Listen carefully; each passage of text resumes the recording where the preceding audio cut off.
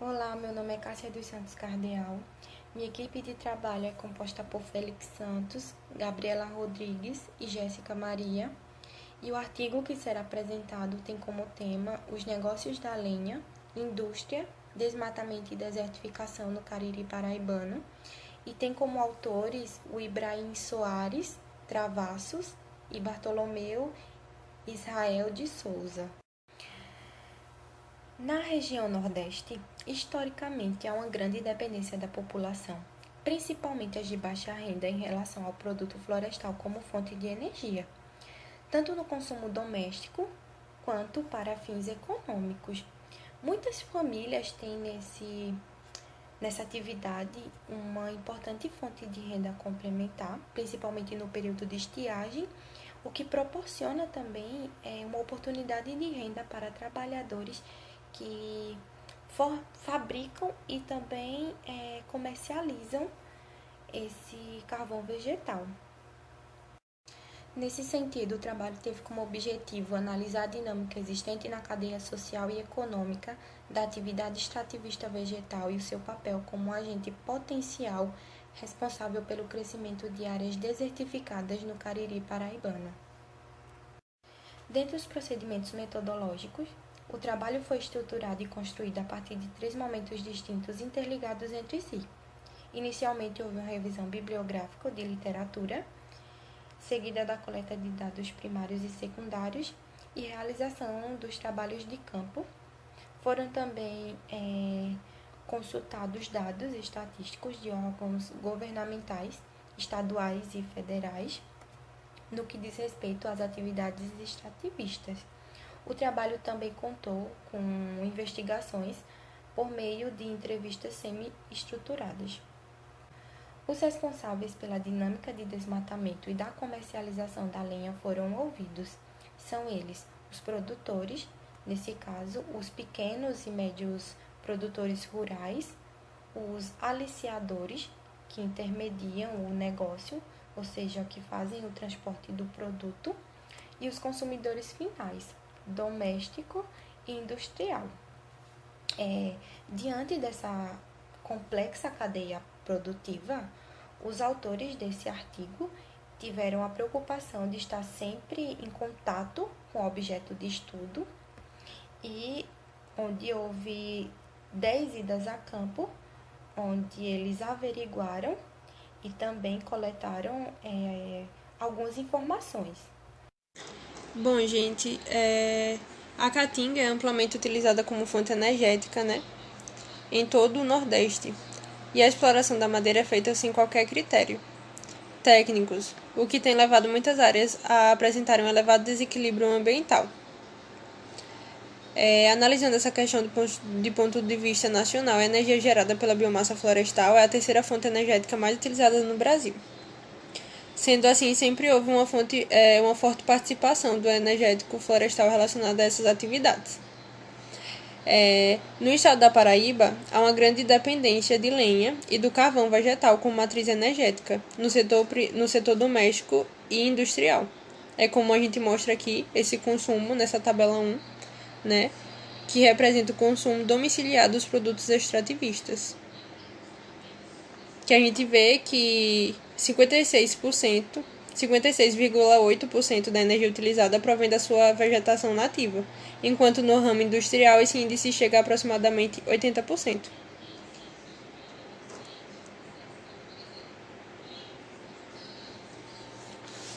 Já no Cariri paraibano, né,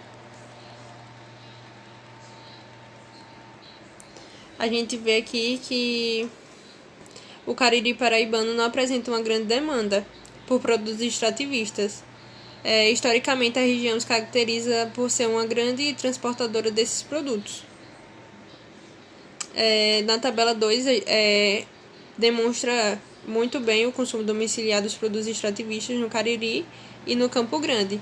E a gente vê que isso ocorre porque para produzir 1 tonelada de carvão vegetal queima-se 7 toneladas de lenha. E o Cariri paraibano ele não tem todo esse suporte, né, econômico.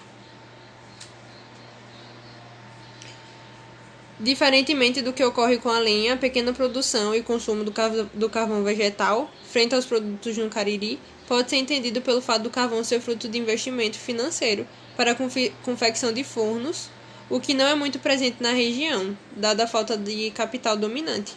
É o que mostra no gráfico 1, né?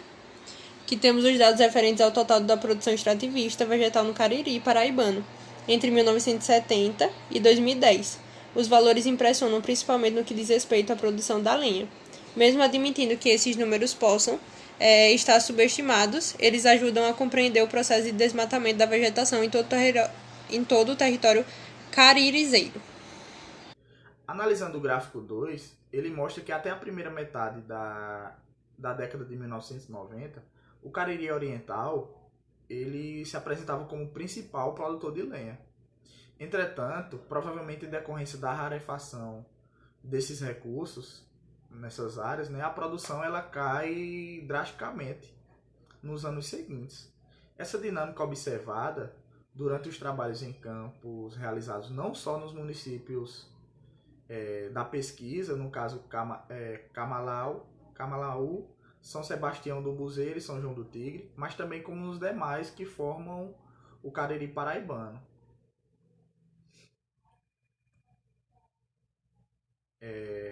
Para demonstrar ainda mais a situação, essa fotografia abaixo é uma cena do cotidiano dos municípios pesquisados.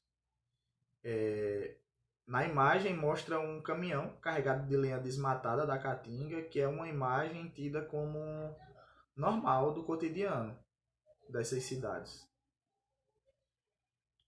O município de São Sebastião, ele apresenta uma característica bem interessante em relação aos demais. Ele é o maior produtor e exportador de lenha, não só do Cariri paraibano, mas também do estado da Paraíba. Como podemos ver aí no gráfico 3, há mais de uma década a produção ela se mantém constante. No que se diz a produção de lenha, sendo inicialmente também a produção de carvão. Quando essa atividade ela é uma das principais causadoras da desertificação no mundo, como é dito lá na CCD1 de 1994. Fazendo um paralelo entre essas questões, dá a entender, e nós entendemos, que esse tipo de degradação ele se apresenta como um importante indicador para saber o nível da atualização da utilização dessas terras e os seus impactos diretos sobre os recursos naturais. Foi feito um mapeamento realizado por Souza em 2008, que diz que no ano de 2006 o município de São Sebastião ele apresentava 79% de toda a sua área com algum nível de desertificação, com destaque para as áreas com alto nível desse fenômeno, ou seja, 31% de todo o território municipal. Então, quanto à produção madeireira, tal como em Sebastião do Buzeiro, Camalaú ele também era destaque na produção de lenha. Os reflexos dessa produção eram muito impactantes na desertificação. Nesse caso, também como aponta Souza lá em 2008, segundo seu mapeamento, os níveis de desertificação em Camalaú ele é como em nenhum outro município do Cariri. Segundo esse mapeamento, 92% de toda a área apresenta algum estado de desertificação, o qual representa cerca de 616 km² da área do município. Partindo para uma análise mais detalhada, os números lá de Camalaú são ainda mais reveladores, com cerca de 45% de sua área apresentando um nível mais elevado de desertificação, o que equivale a 300 km². Aqui para o último gráfico, que se trata da produção de lenha no município de São João do Tigre, no Cariri paraibano, né? E o São João do Tigre foi um dos municípios que apresentou os mais baixos níveis em relação aos outros municípios estudados. Isso se dá pelo fato de que nesse município se tem uma reserva ecológica chamada Área de Proteção Ambiental das Onças, né? Que é onde a gente pode encontrar os últimos testemunhos da vegetação original da Caatinga no Cariri, certo? Pode-se ver aí no gráfico que a produção de lenha, né, o desmatamento para a produção de lenha, se deu um aumento aí a partir de 1994, teve uma curva ascendente nesse gráfico, né, e cada vez mais passou a subir o desmatamento, e aí em 1998 é que se teve uma pequena elevação ali uma busca por carvão vegetal, mas não teve sucesso, né, acabou declinando, e sim o desmatamento para a produção de lenha que tomou maiores proporções. E aí esse município apresenta 71% de suas áreas desertificadas, mas esse foi a menor porcentagem dentre os outros municípios que foram estudados na região. Bom, durante a pesquisa de campo no município de São João do Tigre, os pesquisadores descobriram que existia um translado ilegal de lenha entre a Paraíba e Pernambuco, e que os caminhoneiros, né, passavam por uma cidade que não tinha demanda econômica de lenha e muito menos naquela quantidade de lenha, né? E aí eles passavam por ali porque se tinha, né, uma facilidade ilegal devido a uma falha na fiscalização. E aí por isso eles fizeram esse mapa que tem aí os municípios que são os maiores consumidores de lenha, também as cidades por onde passam os caminhões, né, até chegar nos locais que mais consomem lenha, e também tem os municípios do Cariri paraibano. Um dos maiores consumidores é o polo gesseiro, que se situa em Pernambuco.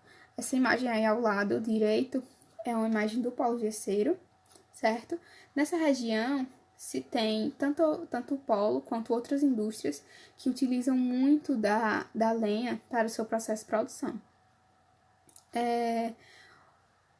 O caminho que os caminhões levam, né, nesse translado ilegal, se passa pela cidade de Santa Cruz, do Capibaribe, Pernambuco, e corta a BR-104, passando por todo o agreste pernambucano, em direção ao norte e sul, tendo uma ligação com a BR-232. E aí, os caminhoneiros passam a tocar os municípios do Polo Gesseiro, fechando uma teia do comércio da lenha entre Paraíba e Pernambuco, de uma forma ilegal, né? Facilitando aí para os consumidores e os produtores. Bom, o polo gesseiro, como eu falei, ele tem uma grande relevância porque se destaca em ter 350 empresas responsáveis por 95% da produção total de gesso nacional, né? E além do gesso, como eu falei, tem outras indústrias que também têm grandes demandas de lenha, assim como essas indústrias são de cerâmica vermelha e de doces. Ambas são grandes consumidores, como eu falei. Bom, o artigo traz uma questão muito importante de se levantar, que são os sujeitos sociais que participam desse comércio ilegal, desse translado ilegal, que são os produtores, os aliciadores e os consumidores finais. Os produtores, obviamente, são os que desmatam, os aliciadores são aqueles sujeitos que intermediam o negócio, e os consumidores finais são os que consomem de forma doméstica e industrial a lenha, né? Ele fala que os produtores e os consumidores finais são aqueles que sustentam essa base desse comércio, e os aliciadores são aqueles que encontraram nessa possibilidade um emprego mais fácil e com um benefício econômico pela ilegalidade, né? Bom, as considerações finais do artigo é que medidas precisam ser tomadas, né, em relação ao desmatamento, e que uma opção é o aumento do uso vegetal com alternativa econômica para a população, né? O artigo também traz que a maioria dos consumidores são externos ao Cariri, e aí as cidades mais importantes que consomem a lenha é a Campina Grande e o Polo Gesseiro de Pernambuco. Bom, uma coisa que o artigo traz é que após a desflorestada, o desmatamento, aquela região ela se transforma em pasto ou lavouras e simplesmente é abandonada.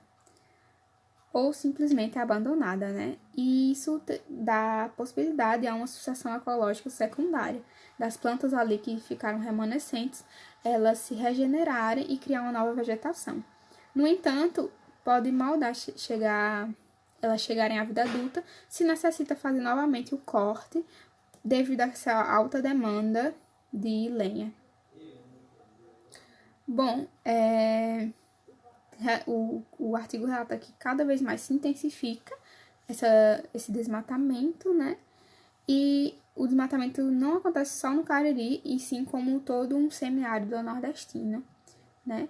É uma prática recorrente aí no semiárido e tem bases pouco sustentáveis, né? Como a gente viu, não existe um reflorestamento da área, né? E aí, assim, o semiárido já tem condições naturais que favorecem a desertificação. Então, se o desmatamento é cada vez mais intensificado, a desertificação fica mais propensa a aumentar, né? E agravar a situação, tanto do meio ambiente quanto da população local. Então, medidas precisam ser tomadas para melhorar, né, as condições da biodiversidade, porque pelo desmatamento se existe uma grande perda da biodiversidade, porque nem todas as plantas conseguem se regenerar, né, e não tem um incentivo, né, dos seres humanos em reflorestar aquelas áreas. O artigo também traz que é necessário fazer um levantamento histórico sobre a relação socioeconômica e as paisagens naturais do Cariri, né, para se ter um exame melhor sobre os impactos dessa prática do desmatamento na região. Aqui segue as nossas referências e obrigada pela atenção e finalizamos por aqui esse seminário. Um beijo.